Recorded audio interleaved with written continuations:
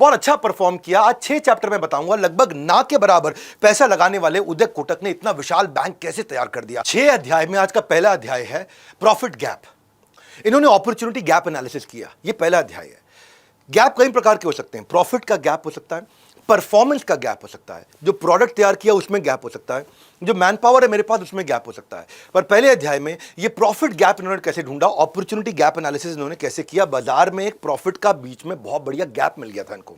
अपना बिजनेस करना चाहते थे, फास्ट फॉरवर्ड चलते हैं, फैमिली बिजनेस छोड़ दिया इन्होंने और अपने पिता के जो दोस्त थे प्रदीप हरिकिशन दास, उनका एक अपना मर्चेंट बैंकिंग में उनका बहुत नाम था। इकोसिस्टम का पार्ट बनने से पहले इकोसिस्टम का पाठ भी तो पढ़ना पड़ेगा। तो पाठ पढ़ने के लिए सारा दिन बैठ करके ऐसे हाथ पे हाथ रख के ध्यान से सबको ऑब्जर्व करते रहते और सैकड़ों क्लाइंट्स की सारी बातचीत को सुनने के बाद इन्होंने एक बर्निंग प्रॉब्लम, जो मैंने बताया प्रॉफिट गैप एनालिसिस किया। क्या था, जो मैन्युफैक्चरर था उसको अगर 50 लाख रुपए चाहिए माल बनाने के लिए तो मैन्युफैक्चरर बैंक के पास जाएगा, बैंक 17% पे उसको 50 लाख रुपए दे देगा। अब बैंक 17% पे 50 लाख देता है। इन्होंने जाके देखा कि जो लोग बैंक के पास पैसे डिपॉजिट करते हैं उनको 6% मिलता है, तो बैंक बीच में 11% कमा रहा है।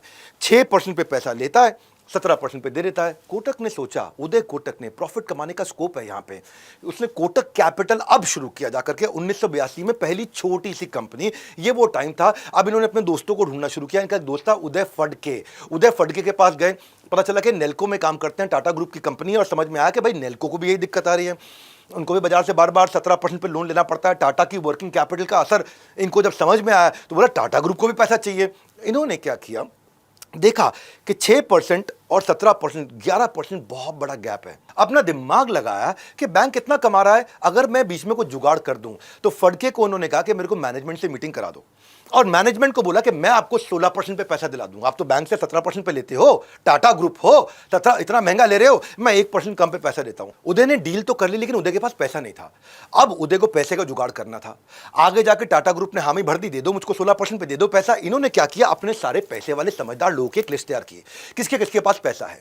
उन सबके पास गए, उनको समझाया कि टाटा ग्रुप में अगर तुम्हारा पैसा गया तो तुम्हारा पैसा सेफ है। तुम्हें बैंक 6% देता है, मैं तुम्हें टाटा ग्रुप से 12% दिलवा देता हूं। अब बैंक 6 देता है, टाटा ग्रुप मुझको 12 देगा। पैसे वाले लोग उदय की बात मान गए कि मेरा पैसा सेफ है। और अब हुआ क्या, जो डिपॉजिटर हुआ करता था, जिसको 6% मिलता था, उसको 12 मिला, फायदा हो गया। टाटा ग्रुप था, जिसको 17% पे लोन मिल रहा था, अब 16 पे मिल गया, उसको फायदा हो गया। उदय जो कुछ नहीं कमा रहे थे, वो 12 और 16 के बीच में 4% कमाने लग गए। यहां से उदय की शुरुआत हुई। ये गैप ढूंढ करके उन्होंने 4% बनाना शुरू कर दिया। लोग बिजनेस बनाने के लिए बैंक के पास जाते हैं, और उदय ने बिजनेस बनाने के लिए खुद को बैंक बना दिया और शुरुआत कर दी। ये छोटी सी शुरुआत को कैसे उदय ने बहुत बड़ा किया, पहली कहानी थी। 5 और बताऊंगा, आपको समझ में आएगा।